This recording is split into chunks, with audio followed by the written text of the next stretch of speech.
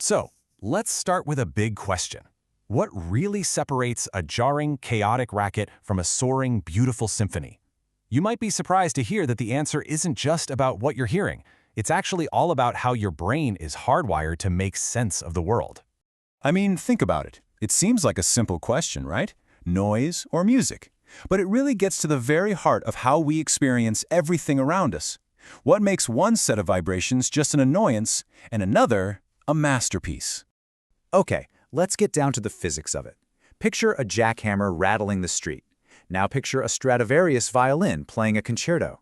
At their core, on a purely physical level, they're the exact same thing. Seriously, they're both just waves compressing the air, sending vibrations to your eardrums.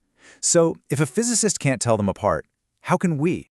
And that leads us to this pretty wild idea. To the physicist, there is no such thing as music. There is only vibration. I mean, that's a provocative statement, right? It basically suggests that the huge difference we feel between noise and music, well, it doesn't actually exist out there in the real world. It has to be created somewhere else entirely. All right, so if the secret isn't in the airwaves themselves, where do we look? Well, our investigation has to turn inward. The difference we're searching for, it's a human one. Yep, the real laboratory where sound gets sorted into noise or music is that 3-pound universe sitting right between your ears. It is all happening inside your brain. Okay, so how does this whole process work? To really get it, we need to dive into the fundamental operating system of our minds, our amazing pattern-seeking brain.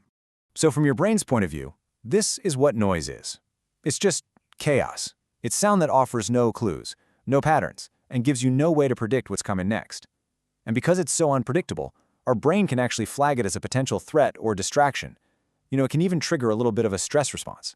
And that's because fundamentally, our brains are just hardwired to be pattern recognition machines. They crave order.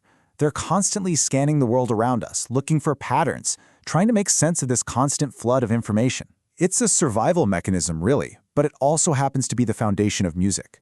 And this process, well, it pretty much reveals everything. See, when you're listening to a melody, your brain isn't just passively sitting there. No way. It's actively playing a game. First, it hears a pattern. Then, it tries to predict the very next note. And when that expectation is met, bam, you get a little hit of dopamine, that feel-good chemical. That feeling, right there, is the enjoyment of music. It's the sound of satisfaction. But okay, here's where it gets even more fascinating. The patterns our brain is looking for, they aren't universal. They're actually learned. This quote just hits the nail on the head. One culture's music is often another culture's noise. It perfectly captures the next layer of this whole thing. See, the rulebook your brain uses to predict notes and find those satisfying patterns, it was written by the culture you grew up in. I mean, just think about it. From the moment you were born, your brain has been acting like a little statistician.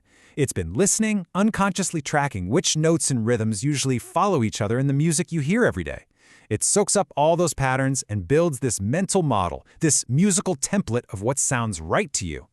So for example, most of us in the West are used to a 12-tone system. It's what sounds normal.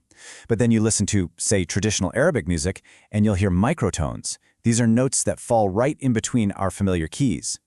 Or check out a Balinese gamelan orchestra, where they intentionally detune instruments to create this incredible shimmering, beating sound. Now, to an ear that's not used to it, it might sound wrong, or, yeah, even like noise.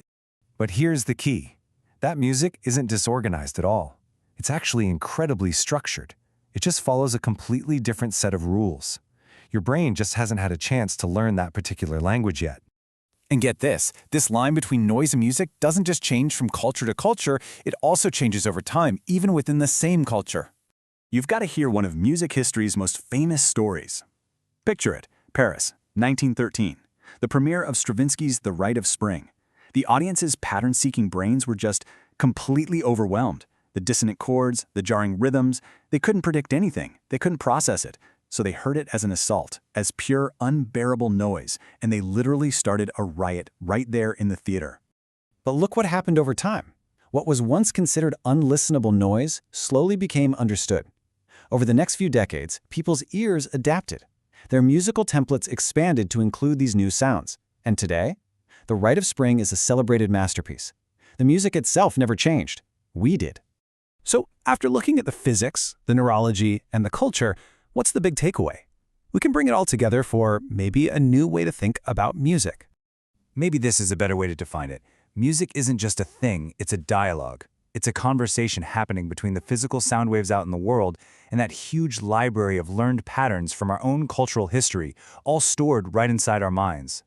And maybe that's the ultimate point. The beauty we find in music isn't just in the sound itself, it's in our incredible ability to make sense of it. The pleasure of music is the pleasure of understanding. It's that little jolt of joy your brain gets from successfully finding order in the chaos, from making a prediction and being proven right. So let me leave you with this question. Think about that moment when you finally get a new genre of music. You listen to a complex jazz album or some new kind of electronic music for the first time, and it just sounds like noise. But then you listen again, and suddenly, something just clicks. What's actually happening right there in that moment of discovery? While that click you hear, that's the sound of your mind growing. You're not just hearing a new song. You are actively rewriting your own neural pathways. You're teaching your brain a brand new language of patterns. And in doing that, you are literally expanding your own definition of what order and what beauty can be.